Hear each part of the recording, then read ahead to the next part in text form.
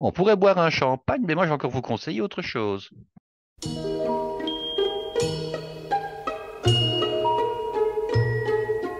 Les fraises des bois reviendront, mûrissantes et parfumées, d'année en année, d'année en année, elles couvriront tout un été. Chers amis, bien le bonjour. Bonjour Guy. Bonjour Claude. Comment vas-tu Guy pour cette Eh bien, ça va toujours, hein. Bon, eh bien, très bien. C'est Alors, l'été, donc voilà, c'est l'été il l'été, fait hein. beau, on en profite. Alors qu'est-ce qu'on fait? Ben, on a de l'inspiration, on fait des desserts. Voilà. Et alors, j'avoue que quand j'ai vu la photo de ce dessert, je me suis dit, effectivement, il y a un dessert puisqu'il y a le biscuit, le cigare, là. Et je me suis dit, mais enfin, mais on dirait des carottes rouges. Ah oui, on Euh, pourrait croire que ce sont des carottes ou que ce sont des betteraves rouges ou bien on ne sait quoi. Absolument. Eh bien non, ce sont des fraises dont je vais vous parler aujourd'hui. Ce sont des fraises tout à fait particulières, relativement rares d'ailleurs, mais Oui. qu'on peut trouver en Belgique et également en France. Alors, est-ce que je peux donner le titre que tu Eh as? bien sûr. Hein, voilà.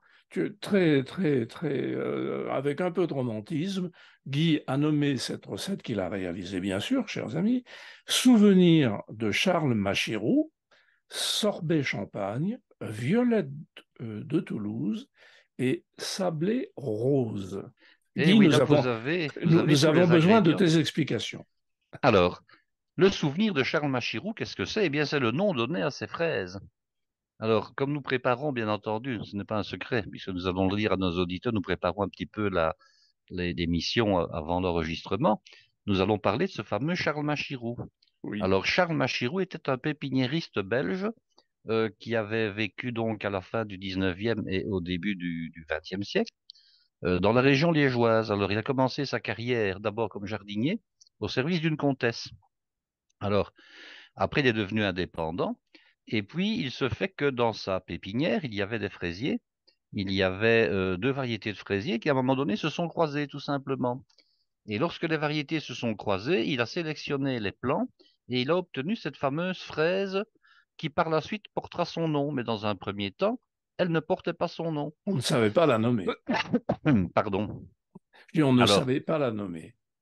elle ne portait pas son nom, et en fait, elle était tout simplement le résultat du croisement entre une fraise qu'on appelle Ville de Paris, mais Hein. qu'on appelait localement la Merveille de Tillange, et qui était croisée avec la Tardive de Léopold.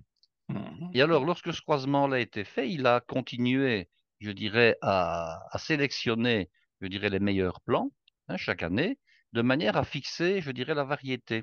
Alors, cette variété, elle a la particularité de donner de très grosses fraises qui sont non pas rouges, mais qui sont grenats. Alors, c'est assez intriguant parce que lorsqu'on voit ces fraises-là, et j'étais allé à Wépion, je dirais qu'il y a vraiment le centre névralgique de la fraise en Belgique, où on produit, je pense, les meilleures fraises du pays, à la petite cabane où j'en achète. Ils ont plusieurs variétés, mais là, ils étaient avec des fraises qui avaient cette couleur grenat. Et dans un premier temps, je me suis dit, mais tiens, mais ces fraises, ben, elles ont eu chaud, quoi. Elles sont restées mises à la vente et au soleil pendant un jour ou deux, ce qui n'était évidemment pas le cas.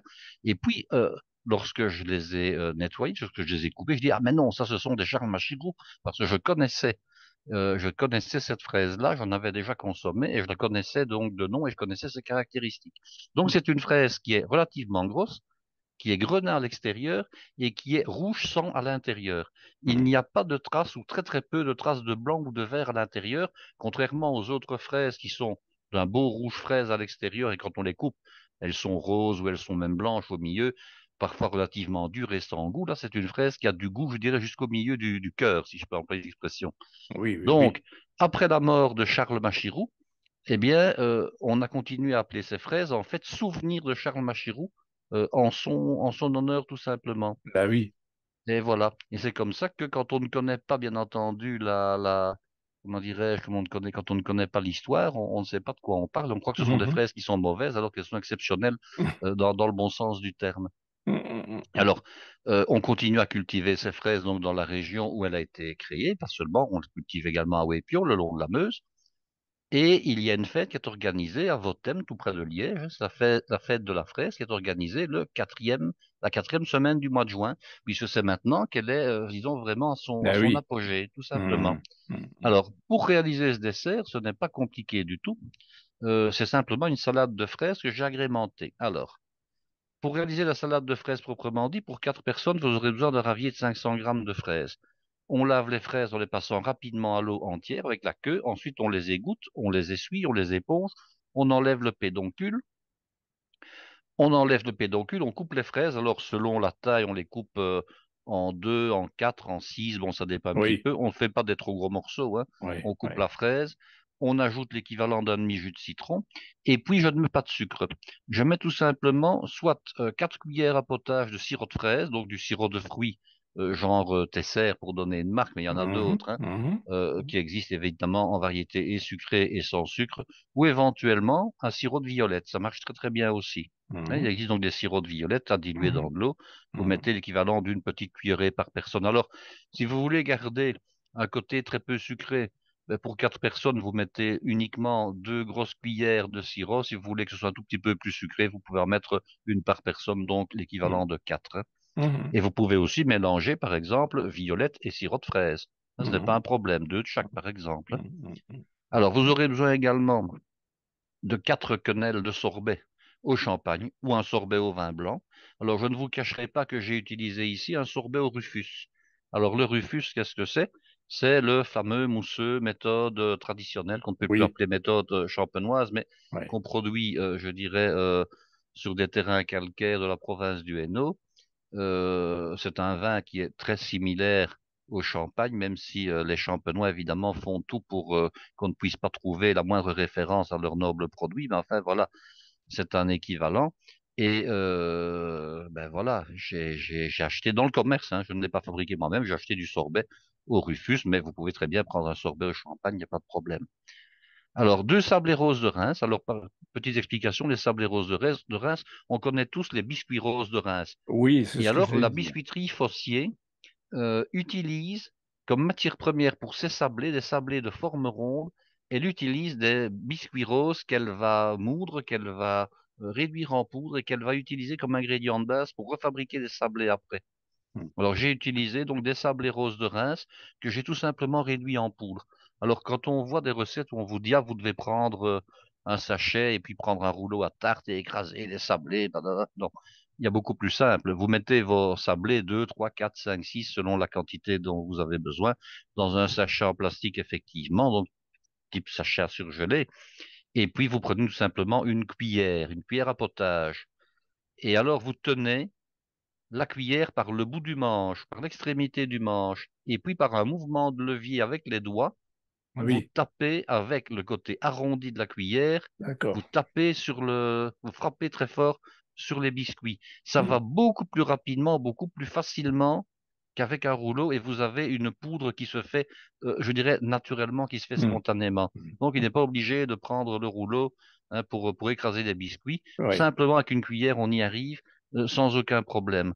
Et vous faites donc une poudre avec donc les biscuits roses, les sablés roses. Si vous n'avez pas de sablés roses, vous pouvez très bien prendre les fameux biscuits roses de Reims qui ressemblent en Mhm, fait à des boudoirs, mais qui sont roses tout simplement. mhm, mhm. Absolument. Ouais. Alors, 4 cuillères entremets de brisures de violettes cristallisées.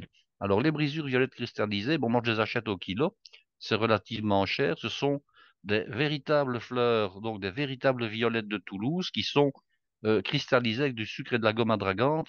Bon, c'est ce qu'on trouvait anciennement dans les boîtes de dragées lors des baptêmes. Alors, il n'est pas Oui. nécessaire d'acheter tout ça, le premier choix où les fleurs sont entières et de première qualité. Les brisures pour ce genre de dessert conviennent sans aucun Oui, problème vont et c'est bien. nettement moins cher. Oui, oui, oui. Donc ça, vous les mettrez en garniture.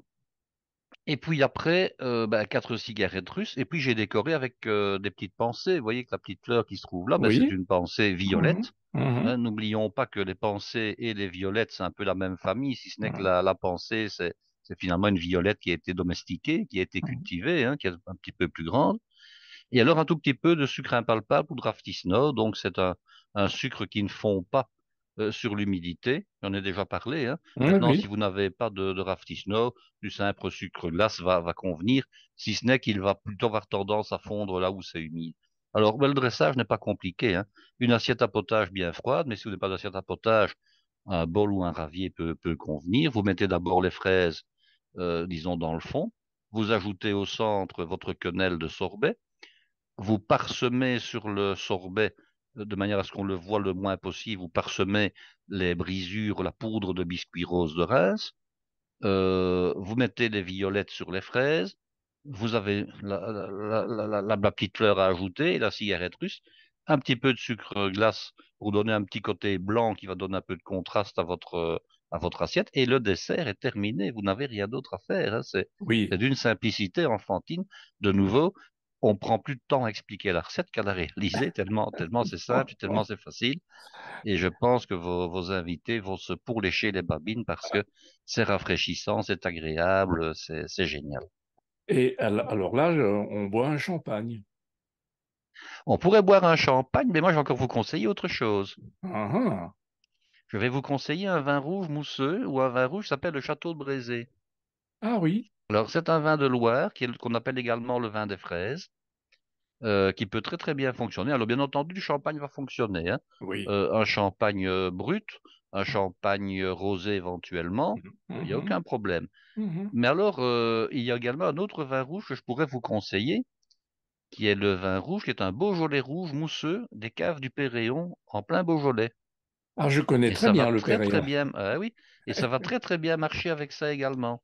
Oui, oui, oui, oui, Et alors, oui. ce sera un petit peu, comment dirais-je, un peu surprenant pour vos invités si vous arrivez à vous en procurer, parce que tout le monde s'attendrait à ce qu'un vin mousseux soit automatiquement un vin blanc. Ben non, il existe des vins rouges Oui, oui, qui sont mousseux, qui sont très très très très bien, qui accompagnent merveilleusement ce genre de plat. absolument. Chers amis, Guy nous a déjà parlé du vin mousseux du Péréon.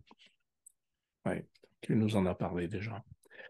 Oh, eh bien, merci beaucoup, Guy, pour cette belle recette, pour ce beau dessert.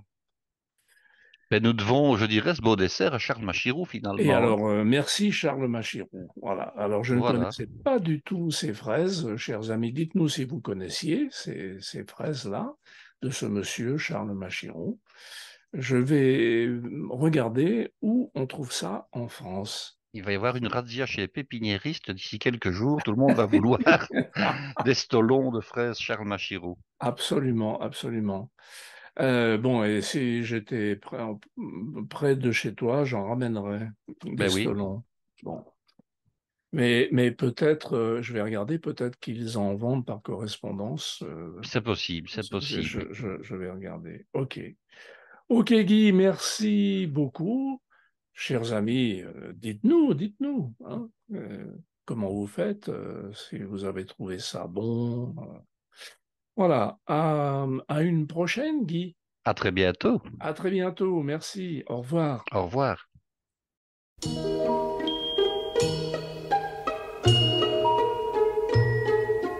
Les fraises des bois reviendront, mûrissantes et parfumées, d'année en année, d'année en année, elles couvriront tout un été, comme une odorante marée. Qui les cueillera, qui les mangera, ces fraises, quand elles seront là.